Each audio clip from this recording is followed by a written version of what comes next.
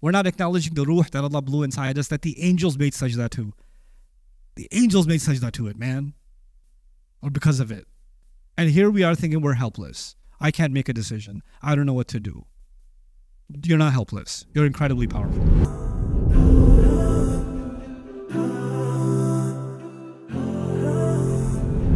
Okay, yeah.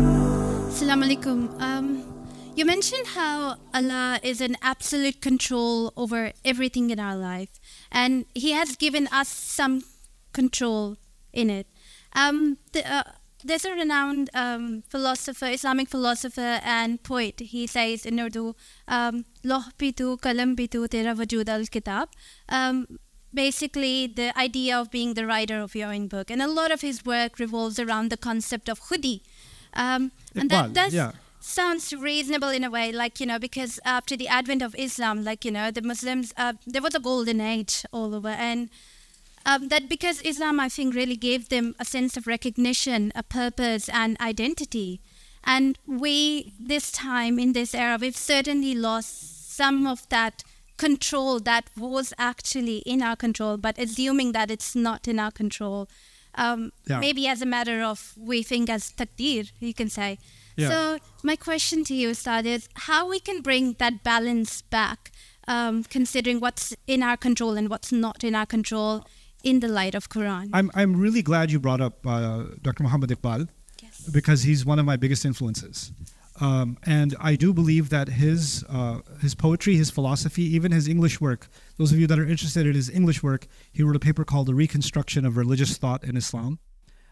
Might be of interest to you. Those of you that are philosophically inclined and are okay with heavy reading, that would be quite a read. The Reconstruction of Religious Thought in Islam.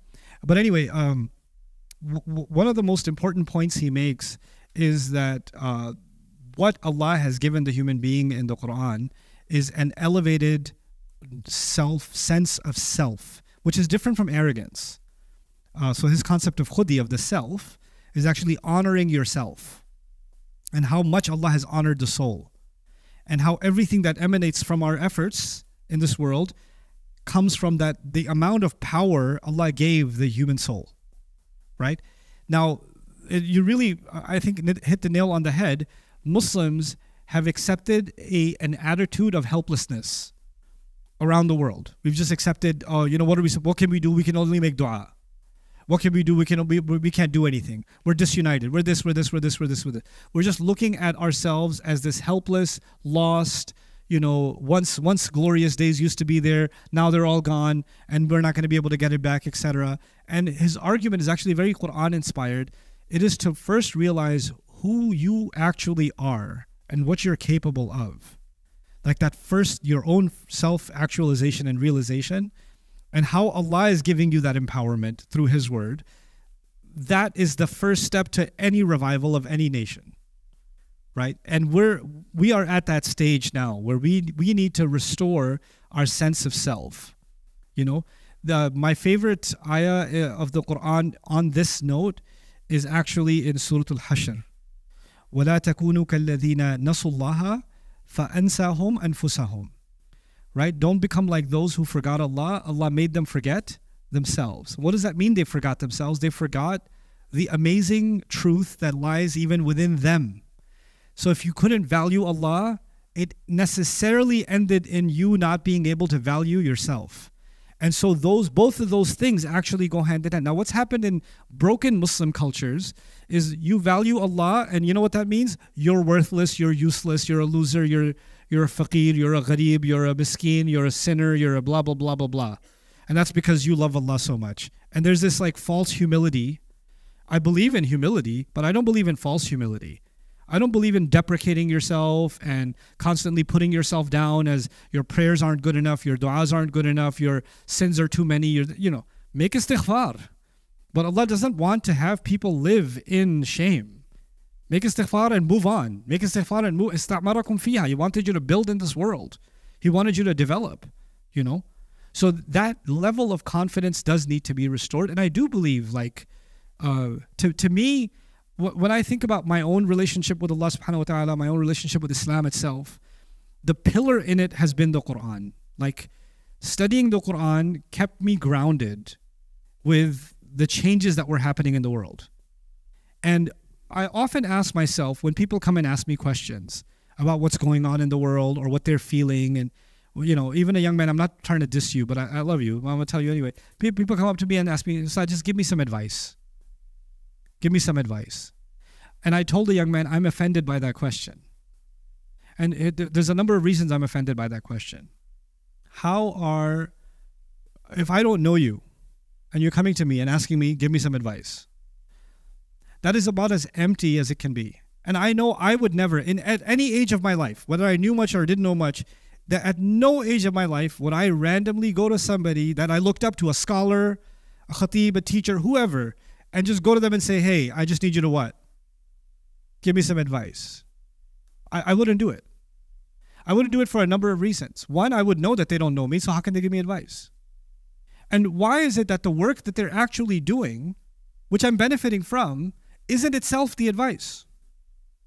Why do I need something personally catered to me, customized for my feel-good experience? Because all this other, that's for everybody else though. I want something special for me, right? And this kind of, not to insult the idea, but this is very common.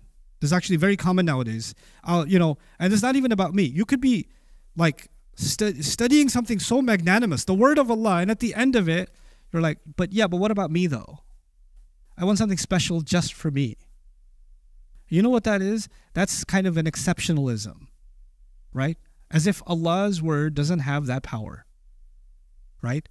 And I just want to break that mentality. The other side of that is my own side. My own side is, why would I give somebody advice that I know nothing about? That would be really self-righteous and pompous and arrogant of me. Let me tell you, young man, do this and what? But when somebody comes and says, "Hey, I need your advice on studying Quran systematically.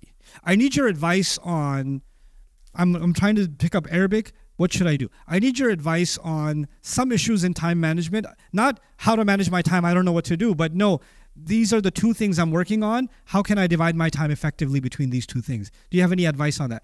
The more targeted your advice is, you know what that tells me? The more purposeful you are. When you're asking for targeted advice, that means you already have a sense of purpose, you have clarity, you're pushing for something, and now you need that little bit of extra, but not, "Please motivate me." No. That needs to go. That is the ultimate evidence of our self not being actualized. We're not seeing who we are.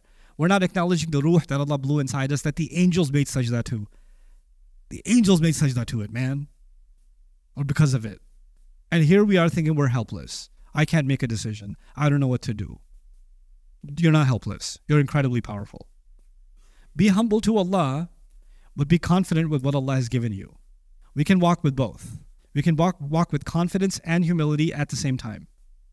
I gave this dars with Yusuf alayhi salam, one of the most humble personalities in the Quran, and yet very confident. Make me Minister of Finance.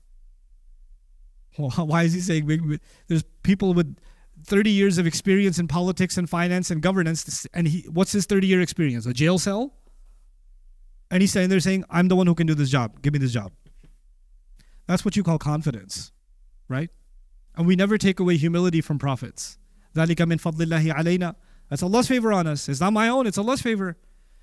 Both of those things need to go hand in hand. The humility needs to come back, and the confidence needs to come back. And the fake humility, to me, fake humility is nothing but arrogance. That's all it is. The cry of I'm helpless is negative narcissism. It's just, "Please give me attention. Please help me because I'm special. I need special help." No, you're so special. Allah revealed the Quran for you. You're that special.